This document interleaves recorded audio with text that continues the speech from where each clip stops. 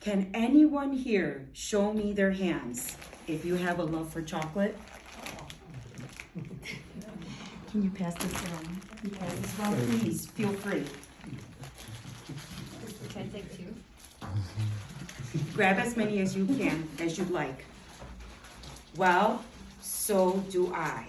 And just to let you all know, you have just met the world's biggest fan of chocolate, me. I run to chocolate when I'm stressed, when I'm upset, when I'm mad, when I'm sad, when I'm happy. As soon as I get those yucky feelings that we all tend to get, and I'm sure you guys get them sometimes, right? When you're sad, upset, stressed, I run to chocolate.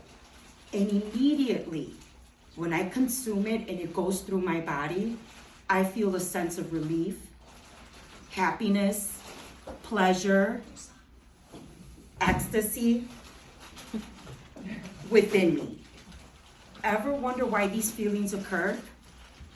Ever wonder why? Take a bite out of that chocolate, guys, and let me know what you feel within the next 30 seconds.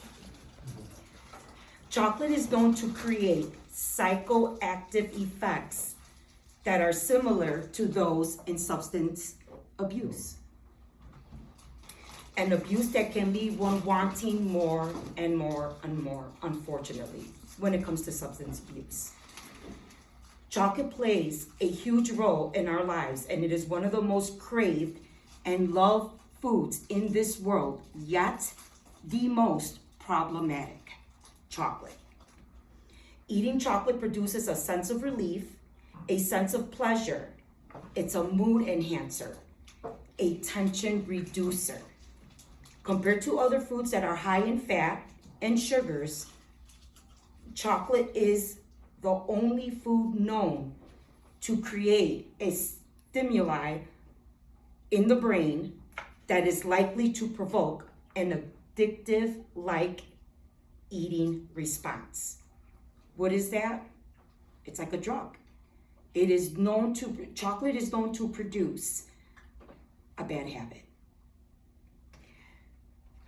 Chocolate's contents play a major role in this response. Those contents being what? What is chocolate made out of? Sugar, cocoa, and fat, whether it be oil, butter, those of that sort. All three contents that make chocolate produce a so-called desire to crave more and want more.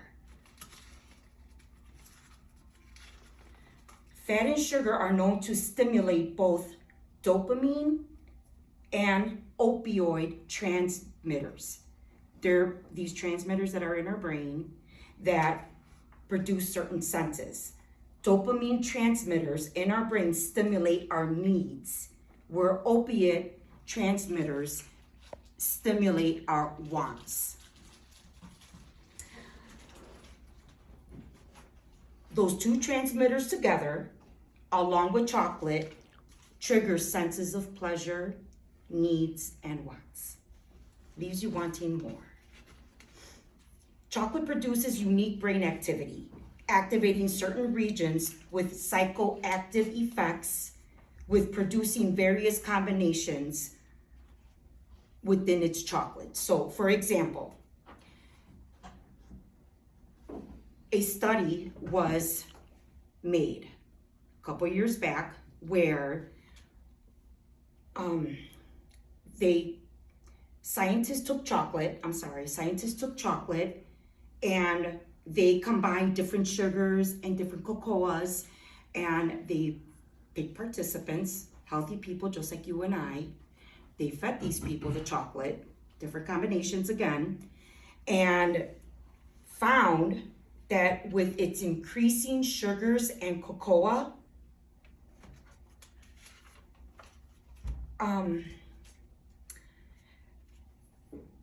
it enhanced the psychoactive effects in our brain.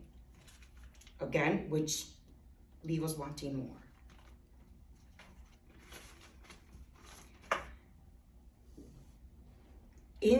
chocolate, the main content that creates these psychoactive effects, like when, you know, people on drugs want more and more, unfortunately, what do you guys think is the main content? I named 3, is the main content that produces these psychoactive effects? Sugar? Who said sugar? Someone back there, yeah, I did. Sugar. Sugar, just like a lot of foods that contain sugar does create a lot of problems, you know, but in chocolate, sugar mixed with cocoa, it creates this whole new wonderful sense of psychoactive effects and feelings. So yes, it's the sugar, it's not the cocoa, and it's not the fat. Chocolate has a unique ability to produce an addictive-like sense of feeling, well-known fact. Sounds familiar, right? Substance abuse. So can anyone tell me if they're feeling a little bit different after eating a chocolate? Yeah, it takes some time. It takes some effect. You are now aware of how chocolate contains neurotransmitters that trigger certain emotions. It reduces stress and is a reliever of pain. Its endorphins help in reducing forms of depression. Well-known fact. Provide a feeling of pleasure and happiness, which makes chocolate the world's biggest comfort food. Thank you. Mine is coffee with York peppermint.